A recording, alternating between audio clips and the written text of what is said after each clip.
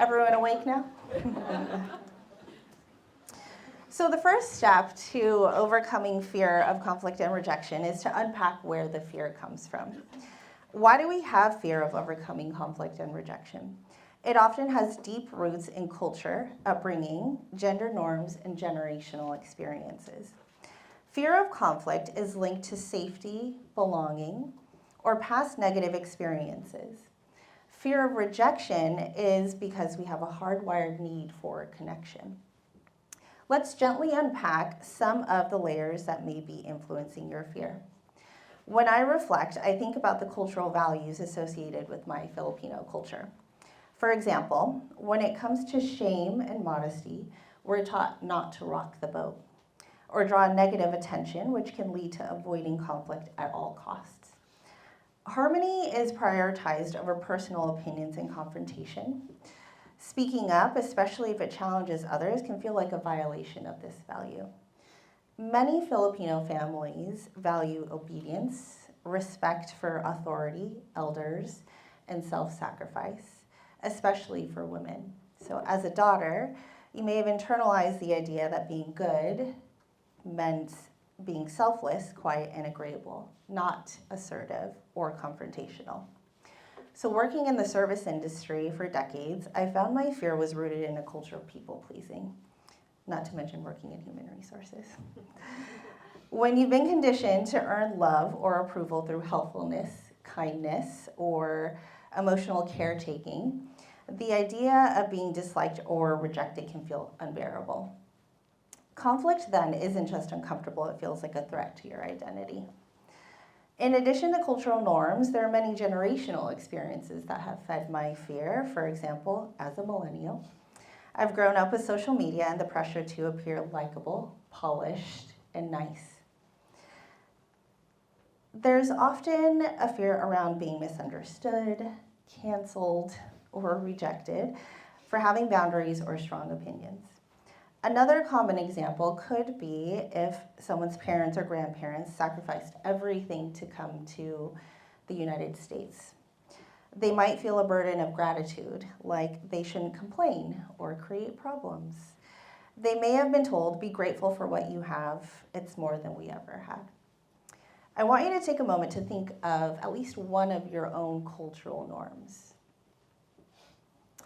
And once you have that, turn to someone next to you and I want you to share what that cultural norm is. So I'll give you a moment to do that. Who would like to share? All at once. Yes, thank you. This is exactly what we talked about, because being here in Sweden, it's very Swedish to be quiet.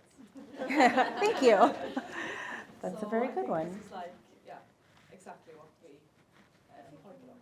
Oh, sorry. Yeah, so this is exactly what we talked about, being here in Sweden, everyone is quiet. I'm curious, where do you think that comes from? I think growing up here, like as a Swede, I think this is exactly the norm we have here. I think it differs a lot from other countries. Absolutely. Thank you so much for sharing. So not good or bad, just cultural norm. For some, conflict can translate to failure or rejection. Recognizing we each have a unique background that has shaped our mindsets around fear and conflict, one way to manage conflict and rejection is to reframe it and normalize it through exposure. An example of reframing could be to redefine rejection. In other words, it's not a verdict, it's feedback. Rejection happens to everyone, and there are some questions that you can ask yourself to reframe rejection. As an example, what can I learn from it? What does that not say about me? What if conflict deepens connection? What if rejection redirects us to something better? Ask yourself or tell yourself, rejection is redirection. Also, taking small daily risks to build confidence. So as an example, speaking up in a meeting or a presentation, asking proactively for feedback, or saying no with kindness. Oftentimes, the cost of avoiding conflict and rejection can result in an emotional toll. So, for example, resentment, stress, and burnout. It also leads to missed opportunities such as innovation, leadership, and honesty. Choosing comfort over courage often costs more in the long run. You can also use what's called the CLEAR method. So it's an acronym, and it's 5 easy steps starting with C, calm yourself. L, listen actively. E, empathize genuinely. A, assert respectfully. And R, reflect and repair if needed. I find it also helpful to stay curious, not combative, so asking questions to understand the other person's perspective. Curiosity keeps the tone open instead of hostile. So as an example, asking yourself, what worked, what didn't work, what did I learn, and what will I try for the next time? So now that you have a few tools to handle rejection and conflict, I want everyone to, once again, think about what's one conversation that you've been avoiding lately, and what's one brave step that you can take this week.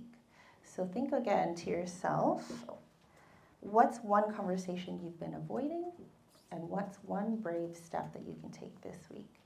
And once you have that, once again, turn to someone next to you and share that. I'll give you a minute to do that. All right. Everyone had a chance to share? Lots of conversations that we're avoiding this week. And brave next steps. Don't worry, I won't ask you to share. All right, everyone ready? So it's important to remember that courage doesn't mean we're not afraid. It means we act anyway. So when it comes to values, oftentimes fear of conflict can be a feeling of feeling threatened, a threat against your own personal values. And one exercise that I like to do is to think about your top 3 values. As human beings, our values change over time as we change as people. And it could be that what you value today was not something that you value yesterday.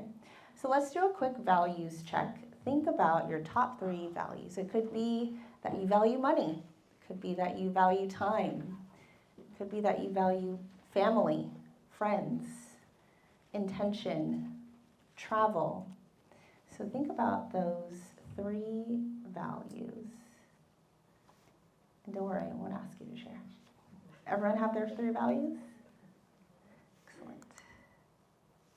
So another key component that adds to the fear of conflict and rejection is often the lack of recognition and celebration of ourselves and others. In many cultures, we're taught avoid being boastful or attention-seeking, which includes celebrating yourself publicly. There was an invisible rule: don't make others uncomfortable with your success in my Filipino culture. Not sure about yours. Using myself as an example, so Filipino girls are often praised for being quiet, selfless, and graceful. You're conditioned to serve, support, and stay in the background. In other words, owning your wins meant stepping out of that ideal box, even though you've earned every bit of success. Many of us grew up hearing, just be grateful, you have a job, don't ask for more, work hard, stay quiet, and let the results speak for themselves. Success can trigger envy or side eyes in close-knit communities. It might feel safer to minimize wins than risk losing connection or being labeled. So in a world, especially in cultures like ours, where martyrdom is glorified, overworking, overgiving, suffering in silence are glorified, positive psychology is not just helpful, it's revolutionary. And here's a few reasons why it matters. Positive psychology isn't about pretending everything is fine. It's about tools and practices that help people build resilience, connection, and meaning. So, as an example, gratitude practices, strengths-based reflection, hope building, meaning making after hardship, acts of kindness, mindfulness, and savoring of the moment. These aren't just fluffy. They're evidence-based tools that increase well-being, and they're really easy to do and at no cost. So celebrating yourself doesn't mean you're forgetting your roots. It doesn't mean you think you're better than others. It means you honor your hard work, and that kind of joy is contagious. It gives others permission to shine too. Normalizing celebration is so important. Different practices could include practicing private celebration first, so journaling your wins. Reframe pride as gratitude, so in other words, I'm proud of this and I'm grateful I had the chance to grow. Celebrate others and allow yourself to receive celebration back. Speak to your inner child. She deserves to feel seen and valued, not silenced. Keep a growth journal. So once again, I want you to think about for this year, for your new growth journal, in 2025, what is your most proud moment so far? And once you have that proud moment, once again, turn to someone next to you and share your proudest moment so far. I'll give you a moment to do that. So I'm curious, how did that feel to think of your most proud moment for 2025? Just go ahead and yell it out. How did that feel? Hard. Tell me more. Many to choose from, perhaps? And what's an example of a proud moment? I heard a few people talking, giving compliments to each other about a job well done so far this year. Head of HR. Congratulations. Not easy. All right. So small reflections, in other words, help build self-awareness and reinforce mindset shifts. Using the power of yet is also another methodology that I find works really well. Instead of, I don't know how to do this, using the word yet to say, I don't know how to do this yet. That one word changes everything and it opens the doors to future growth. So in summary, you're not alone in these fears. Growth comes through discomfort. Accept discomfort as part of growth. You won't eliminate fear, but you can learn how to carry it and how to manage it. Discomfort doesn't mean something is wrong. It means you're growing. We're all growing. And just remember, you have the tools. It just takes practice. So I hope to continue the conversation with all of you. Thank you so much for your time today. It was nice meeting all of you. My QR code is here. I'm on YouTube as well as LinkedIn, so feel free to reach out to me. And thank you so much for sharing. Round of applause for all of you. Do you have any questions for Jackie? Someone who has a question, maybe on her own journey or something? Yes. Do we have a microphone? Yeah, she's coming up here. She has a mic for you. Oh, you have one. Just a maybe personal question, but keen to hear your experience on, I guess, challenging the cultural norms that you had within your family and how that was, I guess, received by them. Thank you for asking. It did take some training of my family, and it's still ongoing.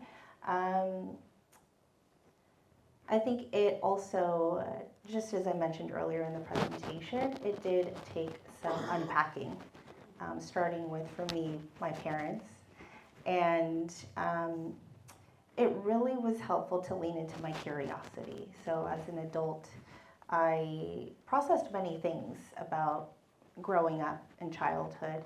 And so I started asking curious questions about growing up. And the curiosity was really helpful because it's not defensive and it's not judgmental. It's It's just as I was growing up, I didn't think about these things. And it was really a way I found to get to know my parents in a different way as an adult rather than as a child. Thank you. Do we have another question for Jackie? No. Then I think we say thank you so much. Thank Very you. inspiring. And thank you for Thank the you so hula. much. Yes, great job, everyone. You're all great dancers.